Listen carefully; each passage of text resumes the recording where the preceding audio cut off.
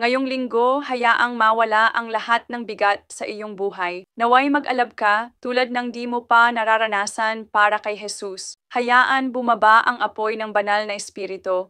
Hayaan mapuno ka ng katapangan. Hayaang mapuno ka ng sigasig. Hayaan mapuspos ka ng maalab na pagmamahal kay Jesus. Mapuno ka ng alab para sa revival ng Diyos. Mapuno ka ng alab para sa mga tao ng Diyos na makilala si Jesus at makaharap si Jesus at maging malaya. Mapuno ka ng apoy. Naway umakyat ka sa pamantayan ng Diyos. Tumaas ang apoy, pagsinta at sigasig.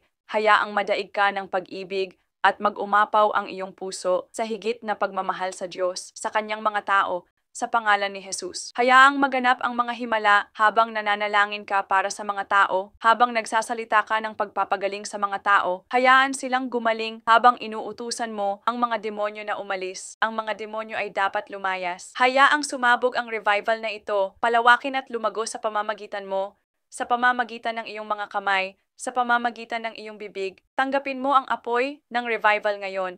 Sa pangalan ni Jesus. Hallelujah!